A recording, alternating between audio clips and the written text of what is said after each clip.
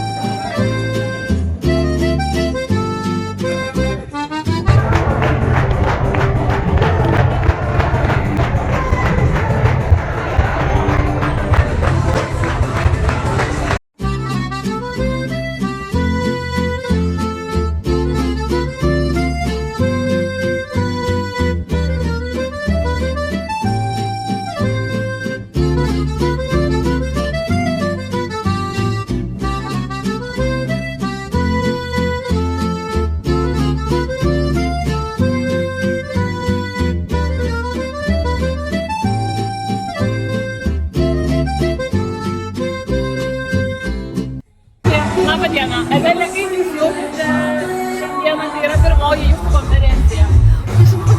Aš negaliu patikėti.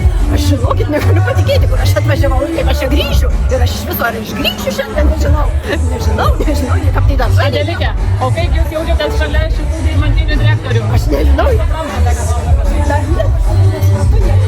Nieko, kad grįšiu, pabandysiu įsiaiškinti viską, žinau, kas čia kur, kas čia kaip, žinau, kad tiesiog visa mano galva čia plečiasi ir nežinau, kaip čia ją sudėti atgal. Adelike, mes linkime jums pasiekti šitų apdovanojimų. Dar porą žodžių palinkėjimų. Šitie žmonės nori jums irgi kažką perduoti tą tokią svarbę žinutę, kad jūs greičiau ant tos scenos sudirbtumėt. Tai ką galėtumėt Adelei palinkėti? Adelė nori palinkėti tapti labai greit milijonierė, nes jinai turi visą potencialą. Milijonierė, aš tą negalvoju. Ar pažįstate tokį skaičių, Adelė? Kiek ten nulių, nieko tikrai nežinau. Ką jūs norėtumėte? Esat šešinuliukai, tikrai. Jūs norėtumėte palinkėti Adelei?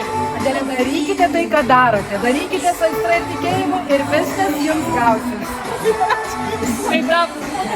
Tai ta proga, pabaigiame šį reportažą. Iki sekančių ir malonių. Mūsų Adelė sako jums sveiki. Reikia nesumato.